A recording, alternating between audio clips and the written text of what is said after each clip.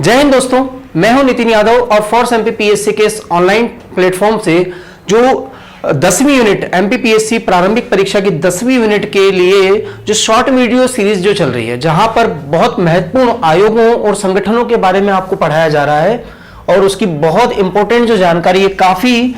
कम समय के लेक्चर में आपको बहुत ब्रीफ में देने की कोशिश की जा रही है, उसी सीरीज का ये अगला वीडियो आपके लिए है दोस्तों। यहां पर हम लोग बात करने वाले हैं संघ लोक सेवा आयोग या यूपीएससी के लिए, यूपीएससी के बारे में हम लोग बात करने वाले हैं। अब ध्यान दीजिएगा दोस्तों, जैसा कि मैंने आपको बताया है ना, पिछले दोनों वीडियोस में भी मैंने आपके सामने डिस्कस किया है, इस बार फिर कर देता हूं कि जितने भी यूनिट 10 के अंतर्गत जितने भी संगठन आप देखेंगे वो मूल रूप से 3 अलग अलग प्रकार के नेचर के हो सकते हैं, जिसमें पहले जो संगठन हो सकते हैं वो है संवैधानिक, जो दूसरे प्रकृति के संगठन हो सकते हैं वे है वैधानिक, और जो तीसरे प्रकार की श्रेणी के दोस्तों संगठन है वे है कार्यकारी। ध्यान दीजिएगा, ऐसे संगठन जिनका संविधान के प्रावधानों में उपबंध किया गया है या उल्लेख किया गया है, वे सभी संगठन संवैधानिक संगठन या कॉन्स्टिट्यूशनल बॉडी कहे जाते हैं। ऐसे संगठन जिनकी स्थापना भारतीय संसद द्वारा विधि पारित करने के आधार पर की जाती है, विधि के आधार पर की जाती है, उन्हें वैधानिक संगठन या स्टैट्यूटरी बॉडी कहा जाता है। ऐसे संगठन जो भारत सरकार के या किसी राज्य सरकार के मंत्रिमंडल के प्रस्ताव के आधार पर एस्टैब्लिश होते हैं, स्थापित होते हैं, उनको क्या कहा जाता है? एग्जीक्यूटिव बॉडी या कार्यकारी निकाय कहा जाता है। अब आप यहां समझ सकते हैं कि जब हम यूपीएससी की बात कर रहे हैं और चूंकि भाग 14 में अनुच्छेद 315 से 323 तक है ना, बहुत अच्छे से आपको ये बात पता होनी चाहिए, अनुच्छेद 315 से 323 तक बहुत व्यापक प्रावधान यूपीएससी के संदर्भ में किए गए हैं, तो आपको ये बिल्कुल क्लियर हो गया होगा कि ये किस नेचर का संगठन है। तो सर ये संवैधानिक संगठन है। तो एक चीज आपको समझ में आती है, इसकी प्रकृति के बारे में पता लगता है। अब बात करते हैं इसकी स्थापना की, तो 1 अक्टूबर 1926 में इसकी स्थापना की गई थी ब्रिटिश काल में, और ली आयोग की सिफारिश पर यह स्थापना की गई थी। अब आपको थोड़ी सी इसकी पृष्ठभूमि यहां पर समझ लेनी चाहिए, जिससे आपको ये समझ में आ जाएगा कि ली कमेटी क्या थी या ली आयोग क्या था और कैसे इसका अस्तित्व कैसे ये अस्तित्व में आया है। आपको पता है कि एक लंबा कार्यकाल है, एक मतलब क्योंकि आपको पता है कि ब्रिटिश काल में है ना सेवाओं की भर्ती तो आरंभ हो गई थी, लेकिन उसमें भारतीयों को मौका काफी बाद में मिलने लगा था। ठीक है, और भारतीयों के द्वारा लगातार क्या की जाती थी, लगातार इसकी मांग की जाती थी, और इस मांग को ही दृष्टिगत रखते हुए है ना जो 1919 के मॉन्टेग्यू चेम्सफोर्ड सुधार थे दोस्तों, 1919 के कौन से सुधार थे? मॉन्टफोर्ड सुधार जिनको कहा जाता है। इन मॉन्टफोर्ड सुधारों के अंतर्गत ही इस बात की पुष्टि की गई थी कि आने वाले समय में भारत में लोक सेवाओं के सृजन के लिए और भारतीयों का प्रतिनिधित्व बढ़ाने के लिए है ना संघ और राज्यों में अलग अलग लोक सेवाओं का गठन किया जाएगा।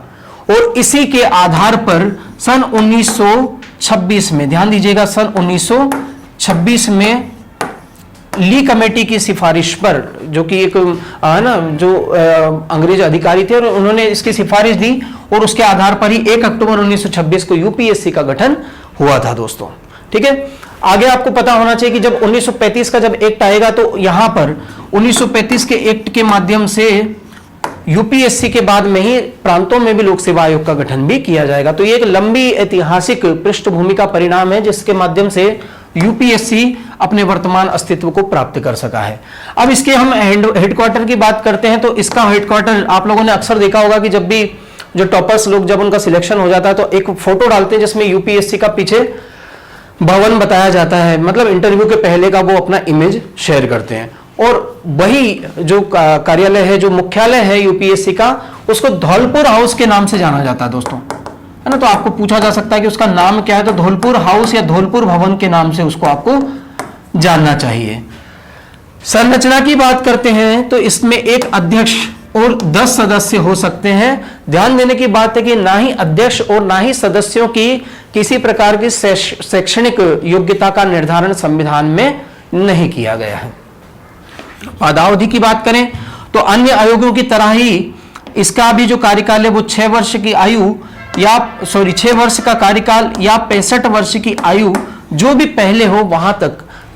यूपीएससी के अध्यक्ष और सदस्यों का कार्यकाल होता है। इनकी नियुक्ति है ना भारत के राष्ट्रपति द्वारा की जाती है, जबकि अपना त्यागपत्र भी भारत के ही राष्ट्रपति को सौंपते हैं। ऐसा अनुच्छेद 316 में कहा गया है दोस्तों। 316 जो अनुच्छेद 316 है वो इसकी बात करता है। अब हटाने की प्रक्रिया की हम लोग बात करें तो भारतीय संविधान के ही अंतर्गत, ध्यान दीजिएगा, भारतीय संविधान के अनुच्छेद 317 है ना, याद करने की बड़ी अच्छी बात है कि खतरा लग गया 17 पे इनको। 317 में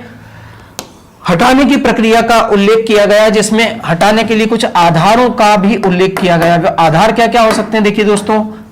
साबित कदाचार है या शारीरिक मानसिक असमर्थता है, असमर्थता। साथ ही दोस्तों यदि कोई कोई अन्य वैतनिक कार्य कर रहा हो,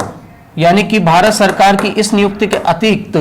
ये अध्यक्ष या सदस्य किसी अन्य वैतनिक कार्य में लगा हुआ हो, यानी कि वहां से वो वेतन प्राप्त कर रहा हो सरकार की जानकारी के बिना, तो इन सभी आधारों पर जो है उसको हटाया जा सकता है दोस्तों। उच्चतम न्यायालय की एक